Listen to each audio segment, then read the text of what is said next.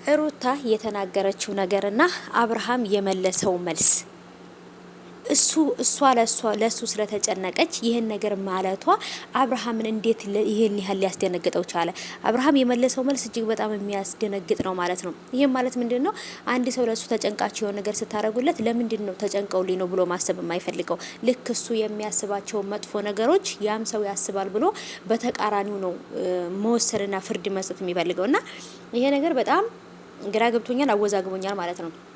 የኔ ውዶች ማለት ነው። እስኪ ቪዲዮ ላይክ አድርጉ የሩታ ቤተሰቦች ማለት ነው። የሩታ ቤተሰቦች በተለይ የሩታ ቤተሰቦች በቃ ሩታን የምታደንቁ የምትወዱ ቪዲዮ ላይክ አድርጉ። ለሩታ ምን ያህል ላይክ ይገባታል? ዛሬ ባደረገችው ነገር ይሄንን ዛሬ ያደረገችው ነገር አብርሃምና ሄርሜላ አንድ ላይ እንዲሆኑ መፍቀዷ ከፍቅር በላይ ሄርሜላ ላንተ ታስፈልግሃለች። እኔ የልጅ አባት ነው አባቱም ሰላም ሆኖ እኔም ሰላም ሁኜ በሁለታችንም ፍቅር ውስጥ እያገኘ ሁለታችንንም እያገኘ እንክብካቤ እያገኘ እንዳድግ ነው የምፈልገው። አብርሃም ከኔ ጋር ካልሆነ ከሌላ ሴት ጋር መሆን አይችልም ማለት አይደለም። ስለዚህ ደግሞ ግዴታ ከኔ ጋር ካልሆነ ልጁንም ማየት አይችልም ማሳደግ አይችልም ማለት አይደለም። በቃ አነጋገሯ ራሱ በቃ የሆነ የጨዋ የሆነት በጣም የዋህ እኮ ናት ማለት ነው። የዋህ የራሷን ህይወት ለሰዎች ትጨነቃለች፣ ለምትወዳቸው ሰዎች ትጨነቃለች።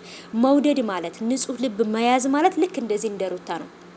ምክንያቱም ንጹህ ልብ ካላችሁ ለሰዎች የምታስቡበት ደህና አይምሮ ንጹህ አይምሮ ካላችሁ ለሰዎች በፍጹም እነሱ ራሱ መጥፎ ነገር ቢያስቡላችሁ እናንተ አታስቡም ማለት ነው። እና የሩታን ያህል ልብ ሰው ያገኛል ብዬ አላስብም። አብርሃምም ደግሞ ዛሬ ምን ተገኘ?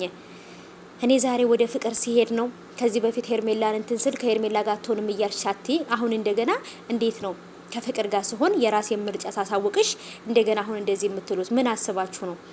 እኔ ስተዋችሁ ለምን አትተውኝም? ምናምን ነገር ያዙ ሊቀቁኝ አላለም መሰላችሁ? የእውነት ያሳፍራል። ምክንያቱም ሩታ ለሱ ተጨንቃ ነው ይሄን ነገር እያደረገች ያለችው። ለሱ ልጄን በደስታ እንዳደግ እሱም ደስተኛ ሆኖ የሚወዳት ሴት ጋር እንዲኖር ነበረ። እሱ ግን አሁን ላይ ሩታንም ሄርሜላንም ማየት አይፈልግም።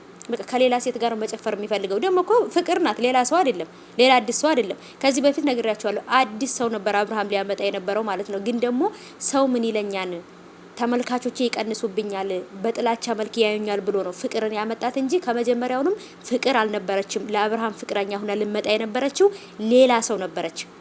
ግን ለስራቸውና እንትናቸውን ለመደበቅ ሲሉ ነው ፍቅርን ያመጧት ማለት ነው። እና ሩታ ዛሬ በወሰነችው ውሳኔ ምን ያህሎቻችሁ ተቀየማችኋል? ምን ያህሎቻችሁ ደግሞ ደስ ብሏችኋል? እስቲ ኮሜንት ላይ አስቀምጡልኝ። በዛሬ ውሳኔዋ ምን ተሰማችሁ?